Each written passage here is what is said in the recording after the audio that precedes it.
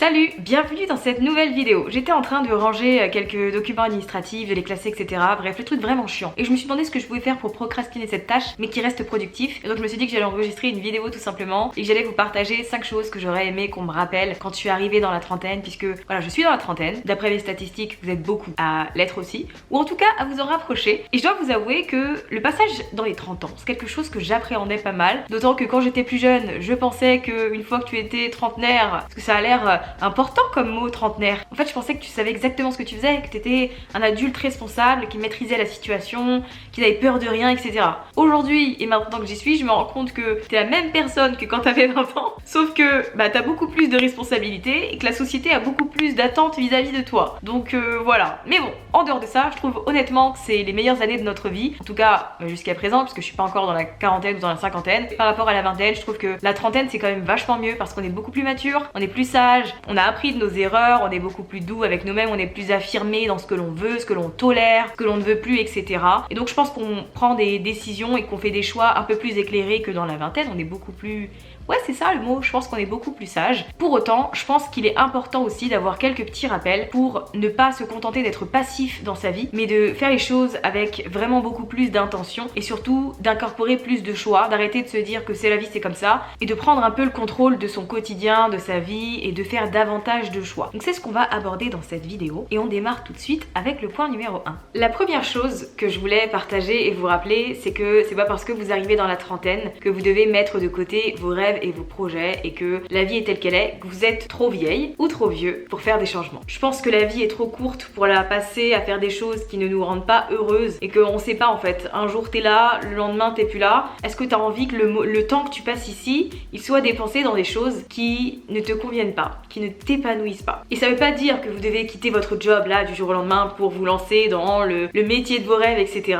Pas du tout. Ça veut juste dire que dans votre quotidien, là, dès maintenant, vous pouvez incorporer plus de choses que vous avez envie de faire, que vous avez toujours rêvé de faire, que ce soit des activités, des voyages, etc. Il y a des petites actions que vous pouvez mettre en place dès aujourd'hui pour faire en sorte que ces rêves se réalisent. Si votre rêve c'est de faire par exemple le tour du monde, vous pouvez commencer tranquillement avec les pays frontaliers où vous vivez. Je trouve que c'est une chance d'habiter en Europe parce qu'on a plein de pays qui sont collés et qu'on peut les visiter, notamment avec des compagnies aériennes très low cost qui permettent de voyager dans des conditions approximatives, certes, mais à très petit budget, vers plein de destinations. Et donc je trouve que c'est un bon début pour commencer à amorcer les choses avant de se dire je vais partir en tour du monde pendant un an. Mais pourquoi pas en fait juste visiter 2-3 pays qui sont à côté. C'est une façon d'enclencher le truc et de débloquer chez vous les premières étapes qui vont vous aider ensuite à réaliser ce grand projet. Si vous avez le rêve de changer de métier, de devenir psychologue par exemple, alors que vous êtes actuellement RH, et ben vous pouvez commencer à reprendre vos études, etc. pour vous lancer dans ce métier-là. Réaliser ses rêves, ça veut pas dire prendre des risques énormes et changer radicalement de vie si c'est ce qui vous effraie. Ça peut aussi être des petites actions du quotidien qui vont vous aider à vous rapprocher de ce que vous avez envie de faire. Parce que si vous voulez vraiment quelque chose, va falloir faire en sorte de l'avoir. Il y a personne qui va faire le job à votre place. Vous ne pouvez compter sur personne si ce n'est vous-même pour obtenir tout ce que vous rêvez d'avoir. Je trouve qu'on est beaucoup trop souvent, et je le fais aussi de temps en temps, je vais pas vous mentir, j'admire ce qu'ont les autres, je les envie et je me dis quoi, moi ce que je fais, ce que j'ai, c'est nul, etc. En fait, à un moment donné, c'est à moi de me bouger les fesses. Je peux pas envier ce que font les autres ou ce qu'ils ont, tout en restant dans ma situation sans faire le moindre changement. Et je vous invite vraiment à faire en sorte de rendre les choses possibles au maximum, de vivre vos rêves et d'arrêter de les mettre de côté parce qu'honnêtement, je trouve qu'il n'y a rien de pire que les regrets et ce serait dommage d'arriver à un moment de votre vie où vous vous dites j'avais la possibilité de faire telle chose et je l'ai pas fait parce que j'avais peur, parce que c'était l'inconnu, parce que j'avais des doutes, parce que j'avais peur de ce qu'on allait penser de moi, etc. En fait, stop. À un moment donné, c'est maintenant qu'il faut se lancer. L'habitude numéro 2 à mettre en place, c'est d'avoir un fonds d'urgence. Arrivé dans la trentaine, honnêtement, vous allez devoir compter sur vous-même. Certes, dans la vingtaine, très souvent, on a la possibilité de compter sur nos parents. C'est très très cool. On le peut aussi généralement dans la trentaine, mais je pense que c'est bien aussi d'avoir quand même de l'indépendance et d'être responsable financièrement, et ça implique le fait d'avoir de l'argent de côté. Malheureusement, il y a des événements dans la vie qui font qu'on va avoir besoin de dépenser de l'argent, que ce soit une grande somme ou pas, que ce soit par rapport à la perte d'un emploi, la réparation d'une voiture, des problèmes avec sa maison, des problèmes, je sais pas, médicaux. Bref, on peut avoir des problèmes en tout genre qui vont nécessiter qu'on dépense de l'argent. Et si on n'a pas ça en amont de côté, et ben on peut vite se retrouver en galère. Et je trouve que c'est vraiment dommage. Donc quand on a la possibilité de mettre un peu d'argent de côté, voilà, vous ouvrez un livret A tranquillement pour commencer. Et puis vous mettez même ne serait-ce que, honnêtement, hein, même 50 € par mois, ça fait la différence. Le minimum que vous pouvez mettre de côté, faites-le. Si vous avez la possibilité d'anticiper et de vous éviter de vous causer du souci à cause de l'argent, eh bien autant le faire. Le point numéro 3, c'est de prendre davantage soin de soi physiquement. Forcément, on prend de l'âge, donc ça commence à se voir sur nous. Pour certaines personnes, c'est pas un problème et ça fait même hyper plaisir. Pour d'autres, c'est hyper compliqué. Il y en a qui vont de la chirurgie esthétique à cause de ça, etc. Bref, honnêtement, chacun fait ce qu'il veut, mais à votre échelle déjà. Là, en vérité, peu importe l'âge que vous avez en regardant cette vidéo, vous pouvez déjà commencer à prendre de bonnes habitudes, c'est-à-dire prendre soin de votre peau, ne serait-ce que juste l'hydrater et la nettoyer tous les jours. C'est très bien. Si vous avez envie de mettre en place une routine skincare, faites-le, même quand vous avez la flemme, même quand vous rentrez tard. Honnêtement, mon astuce pour toujours faire ma routine skincare, c'est que je la fais tôt en fait. Je vais manger tôt parce que c'est mieux pour ma digestion. Donc à 19 h j'ai mangé. Je fais ma skincare juste après et ensuite je peux continuer ma soirée. Je peux jouer sur ma Switch, je peux regarder des lives sur Twitch, je peux faire ce que je veux. Ma peau a le temps de bien absorber tout ce que je lui donne avant d'aller au lit. Donc pensez-y en fait. Comment est-ce que vous pouvez vous faciliter la vie au quotidien pour faire en sorte de prendre soin de vous? Est-ce qu'il y a des compléments alimentaires que vous pouvez prendre? Voilà, on dit qu'à partir de 25 ans, on arrête de produire naturellement du collagène. Donc pourquoi pas prendre des compléments alimentaires de collagène marin par exemple? Est-ce que c'est pas peut-être pertinent aussi de temps en temps de faire des cures d'oméga 3? En fait, essayez de voir un peu ce qui pourrait aider votre corps physiquement, ce qui pourrait vous aider à vous sentir mieux en termes d'énergie, et surtout à vous sentir belle dans votre peau et à aimer la personne que vous êtes. Ça passe également par la routine dentaire. Plus on prend de l'âge, plus c'est hyper important de faire attention à ses dents, de certes les brosser tous les jours bien évidemment, mais aussi prendre l'habitude d'utiliser un fil dentaire pour aller voilà un peu plus loin, enlever tous les résidus. C'est ce qui évite les caries, hein, parce que les caries ça vient à cause des résidus de nourriture que la brosse à dents n'a pas pu enlever. Donc c'est bien de faire attention à ces choses là. Pourquoi pas aller faire des détartrages, vraiment prendre le temps de faire des rendez-vous chez le dentiste, même si personne n'aime ça.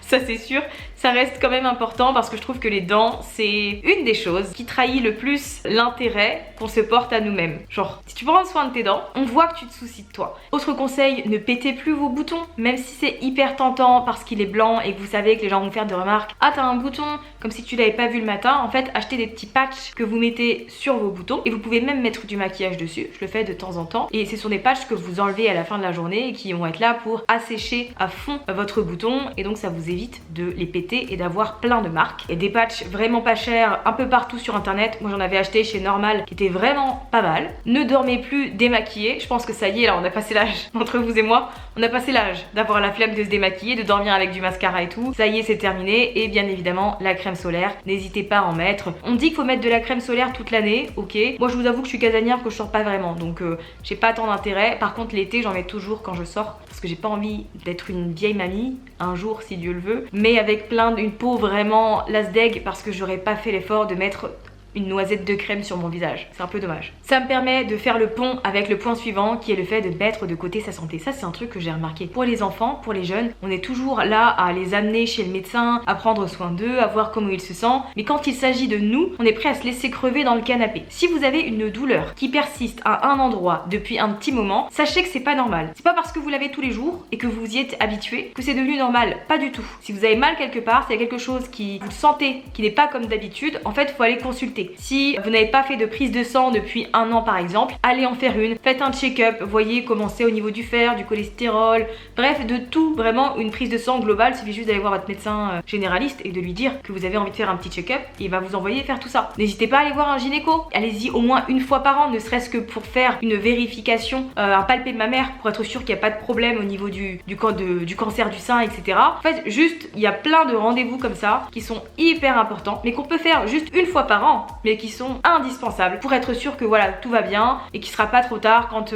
malheureusement il se passera quelque chose. Et enfin le dernier point je dirais ce serait d'arrêter de rechercher l'approbation des autres. Je sais pas, je trouve que c'est bon là, on est trentenaire, on fait ce qu'on veut, ok. On n'a pas besoin que les gens autour de nous soient d'accord avec ce que l'on fait si on estime que c'est ce qu'on a envie de faire et c'est ce qui est important pour nous. Parce que mine de rien, quand vous attendez que les autres vous valident, c'est juste un signe de manque de confiance en vous. Ça vous permet d'éviter de sauter le pas, de faire des choses peut-être un peu grande, de réaliser de grands projets, d'aller à la poursuite de vos rêves, etc. Et on va être honnête entre nous 2 minutes, si vous attendez le feu vert des gens pour commencer à réaliser des choses, vous allez rester dans la même situation pour toujours. Puisque la plupart des gens vous conseillent à partir de leur prisme et surtout à partir de ce qu'ils estiment être capables de faire. Donc si vous demandez à une personne qui a le même job depuis 40 ans, par exemple vos parents, des conseils pour vous lancer à votre compte, on va vous dire que vous êtes irresponsable et que c'est une très mauvaise idée et que vous devriez aller chercher un CDI parce que c'est ce que cette personne connaît, c'est ce qui représente la sécurité pour elle et aussi que les générations avant nous ont eu une vie où à aucun moment ils se sont demandé si c'était un job qu'ils aimaient, ce qu'ils avaient envie de faire, etc. En fait, ils l'ont fait parce que c'était la société et c'est comme ça. Nous, on est une génération qui questionne davantage les choses. Donc si vous sentez que vous avez envie de faire les choses différemment, n'attendez pas l'approbation des gens pour le faire. Et si vous avez besoin de conseils, de recommandations, allez tout simplement demander aux gens qui font ce que vous voulez faire.